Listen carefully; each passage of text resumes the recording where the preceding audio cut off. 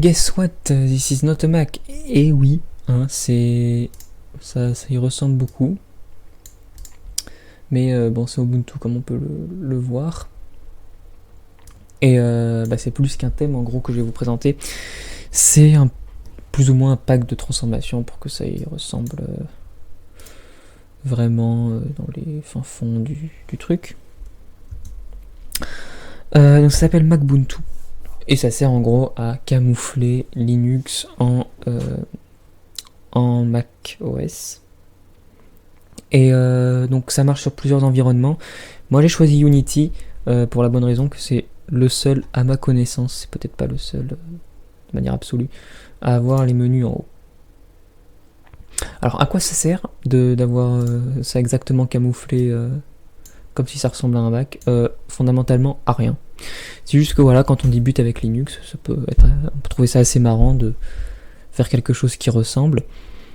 Moi quand j'avais commencé, du coup, j'avais passé une petite période de quelques mois, j'avais mon Ubuntu du coup 12.04 camouflé en Mac, je crois que c'était OS Lion de l'époque, enfin bon. Voilà.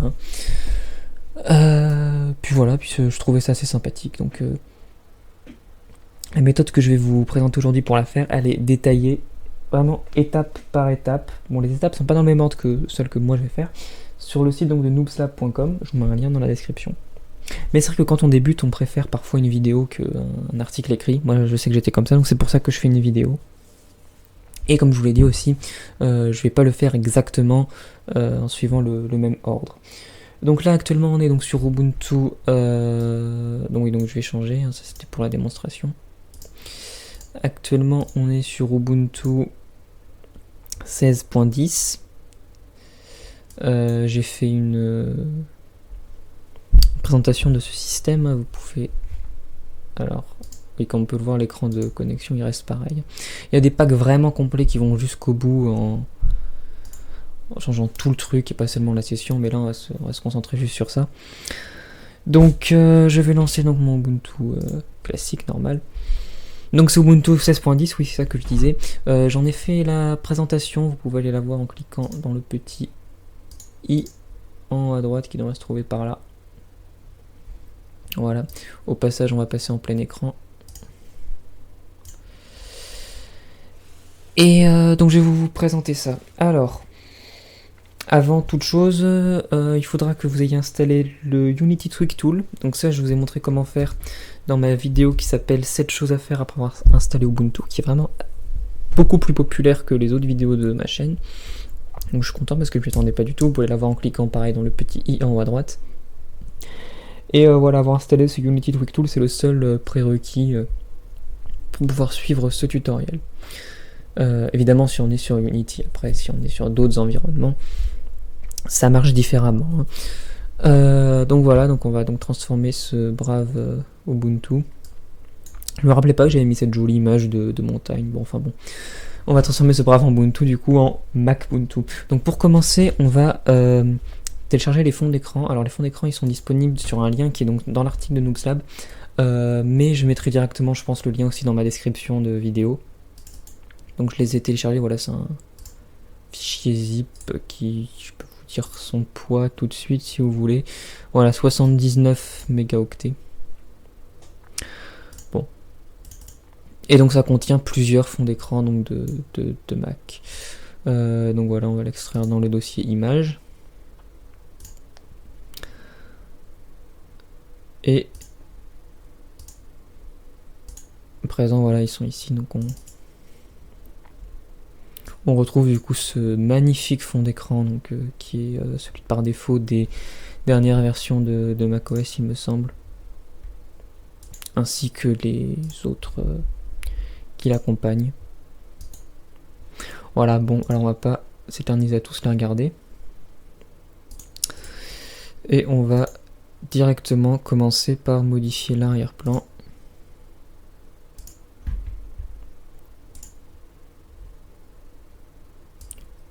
Voilà. Bon. Maintenant, deuxième étape, on va ouvrir un terminal et on va installer un PPA va nous être utile pour installer tous les autres paquets qui vont suivre. Donc déjà on va se mettre en route, sudo su. Et donc le PPA c'est... Alors attendez, je tape la commande d'abord. Add apt repository PPA, enfin la commande classique quoi.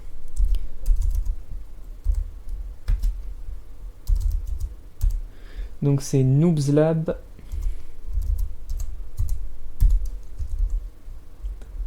/ Magbuntu. Voilà.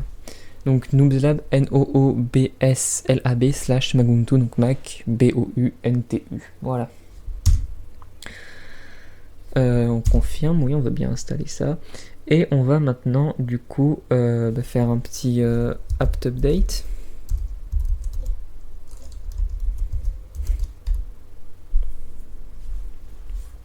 Voilà. Et ensuite on commencera par installer les icônes et les thèmes. Donc pour ça ce sera les apt-get install. Donc on aura magbuntu-os-icône lts v8 et magbuntu-os-item lts v8. Donc on va le faire maintenant. Donc apt install. Donc le premier c'est magbuntu-os-icône lts v8 et magbuntu-os-ithemes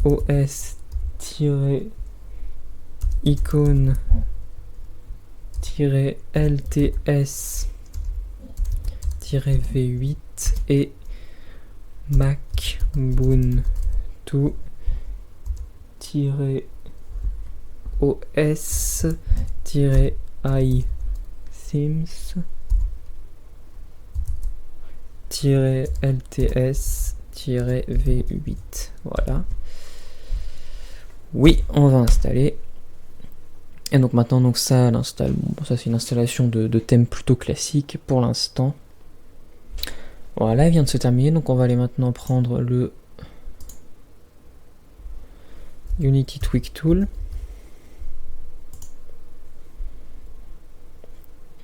Le voici. On va aller dans thème. Et on va voir du coup dans thème on a Magbuntu et Magbuntu Unity. Alors fondamentalement la différence entre les deux, j'en sais rien. Voilà. D'ailleurs, bon apparemment celui-là il est fait pour Unity, donc on va prendre celui-là, mais bon. Ensuite au niveau des icônes, on va avoir Magbuntu Main Y ou Magbuntu OS. Donc voilà, c'est... Bon là on va se prendre OS. On a un curseur aussi, Mac Cursor. Et police de caractère. Ça c'est les polices qui concernent donc les affichages comme ça. Donc moi, honnêtement je sais pas du tout quelles sont les polices sur les fenêtres dans Mac, donc je vais le laisser comme ça. Sachant que vers la fin on va installer les polices de texte qui correspondent au Mac donc. Mais bon, en ce qui concerne donc celles qui sont sur les fenêtres et tout, je vais laisser comme ça. Bon. Voilà, donc les thèmes c'est fait, on peut voir déjà qu'on a un petit changement. Hein. Ensuite, donc on va installer Planck pour avoir le doc. Donc pour ça, on va reprendre le terminal apt get install Planck. Oui. Enfin moi je choisis Planck, c'est ce qu'il y a sur Noobslab, il propose ça. Moi de toute façon j'aurais pris ça aussi. Après j'ai fait une vidéo donc sur les docs. J'ai présenté 3 applis de doc, vous pouvez la voir en cliquant dans le petit i là. J'ai présenté 3 applis de doc, et donc si vous préférez en prendre une autre, vous pouvez. À savoir qu'avec Planck vous n'allez pas pouvoir faire les animations, enfin je ne pense pas moi, j'ai pas trouvé comment faire les animations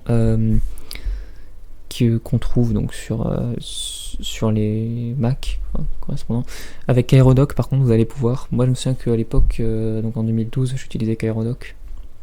Enfin bon voilà, donc Planck. Pour accéder aux paramètres, la dernière fois j'avais dit il faut faire attention, il faut se mettre pile entre les deux pour qu'il n'y ait aucun truc. En vrai il y a beaucoup plus simple, si on fait CTRL, clic droit, préférence, voilà c'est bon. Alors au niveau du thème, alors le thème en fait il n'est pas encore installé. Et le thème du coup apt donc install Magbuntu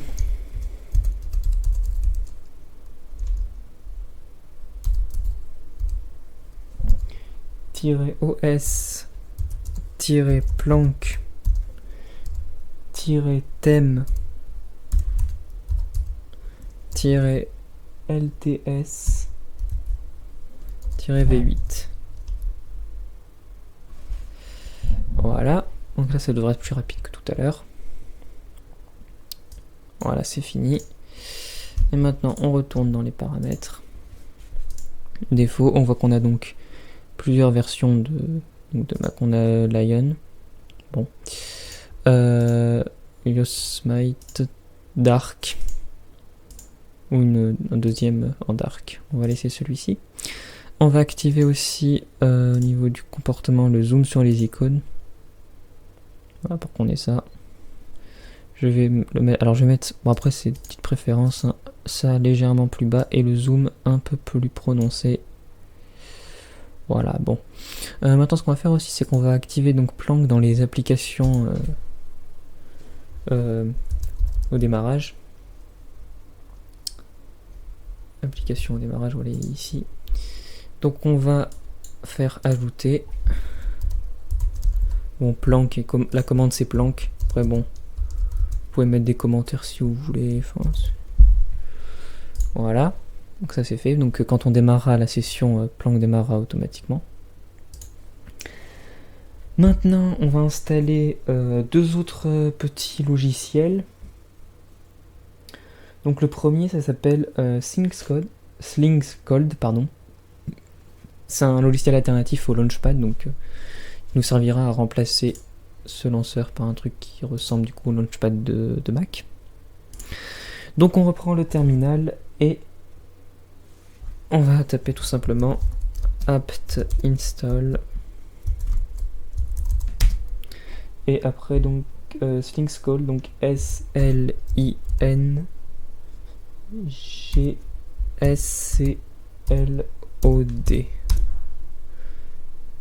Ah, petite erreur de ma part. Oui, j'ai fait Claude, pas Cold.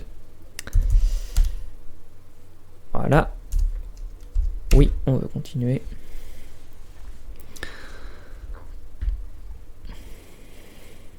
Voilà, maintenant on va aller ici. On voit qu'il est ici, il a même la petite icône qui ressemble. On va aller le mettre dans le lanceur.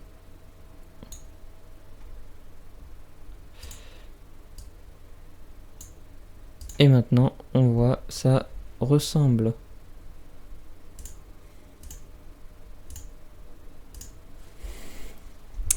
Bon, maintenant on va installer un autre programme, bon, qui selon moi est optionnel. Alors ça s'appelle Albert Spotlight, et donc c'est pour remplacer donc le Mac Spotlight, donc l'outil de recherche.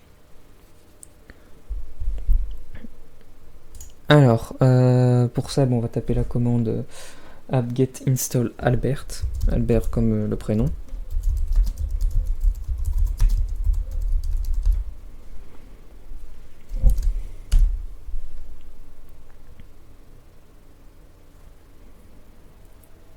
Voilà, il va fonctionner globalement de la même manière que l'original sur Mac. Donc il nous demande de choisir une combinaison de touches qui l'activera. Mettez ce que vous voulez. Je mets CTRL W juste pour l'exemple. On peut voir qu'il maintenant il est ici.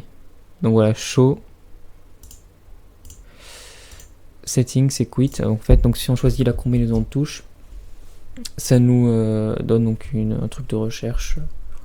Alors voilà, Firefox il est là, hop. Voilà, bon, selon moi c'est purement optionnel, mais c'est si vous voulez aller vraiment jusqu'au bout. Maintenant, ce qu'on va faire, alors on a toujours ce lanceur qui nous embête ici. Il n'y a pas de moyen simple de l'enlever. Enfin, quand je dis simple, que ce soit avec une ou deux lignes de commande, du moins je connais pas. Donc ce qu'on va faire, c'est qu'on va tout simplement le cacher. Donc pour ça, on va aller dans apparence. Oui, j'ai ouvert les paramètres, apparence. Alors la taille du lanceur, déjà on va le mettre en tout petit. Dans comportement, on va masquer le coin supérieur gauche et on va mettre la sensibilité très très faible. Comme ça, bon, on le voit plus et puis on peut aller dans le coin, hop, même là, il le détecte pas. Bon. Ok. Donc bon, là on commence à avoir quelque chose qui ressemble vraiment. Si on essaie de changer un petit peu l'ordre de tout ça, voilà, donc on peut voir qu'il a changé. Par exemple, il a mis l'icône de iTunes pour Rhythmbox. Aussi, au niveau de la Logitech, on voit qu'il a l'icône de l'App Store. Mais ça reste évidemment la Logitech normale. Hein. Alors un dernier petit truc qui est optionnel, c'est d'installer les polices. Alors bon, la capture a coupé en plein milieu pour une raison particulière, donc ça n'a pas enregistré la dernière chose que j'ai faite, donc j'avais quasiment fini en fait. Ce qui me restait, c'était juste d'installer les polices. Donc je vais vous montrer les commandes à faire, donc comme on les voit sur le site de Noobs Lab.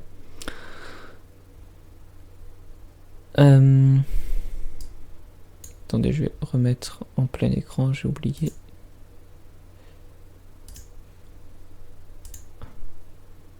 Voilà. C'est 15.10, c'est un peu vieux ça, c'est 16.10, voilà. Bon. Donc c'est les commandes qui sont... Vous voyez, hein, tout ce que je vous ai expliqué, c'est détaillé ici. J'ai juste fait une vidéo parce que moi je sais que quand j'ai débuté, je préférais les vidéos et que pas mal de gens sont comme moi. Mais sinon, donc Noobs Lab, c'est un site vraiment, vraiment cool pour les débutants. Bon. Donc voilà, il faut taper ces 3 commandes là à la fin. Donc je vous mets un lien de toute façon de ce site dans la description. Vous tapez ces 3 commandes là et après j'essaie de choper le doc, mais un peu compliqué comme c'est une machine virtuelle. C'est que ça a bugué, d'accord.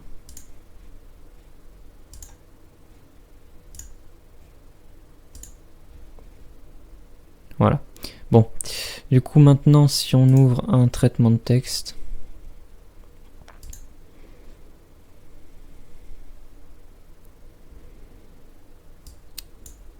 et qu'on va voir dans les polices, normalement on a donc les polices d'Apple. Enfin bon, on peut voir ici, on a par exemple Apple Diamond Light, et on peut taper bonjour. Voilà. Bon bah c'est tout pour cette vidéo, j'espère que vous l'avez apprécié. Alors moi j'ai fait celle-ci, j'avais pas vraiment d'idée de vidéo, donc c'est pour ça, si vous avez des idées, ça bug encore leur truc là. Si vous avez des idées, oui ça bug bien. Je crois que c'est le plein écran de VirtualBox qui a comme ça tout décalé, enfin bon. Si vous avez des idées de vidéos, n'hésitez pas à me les faire parvenir.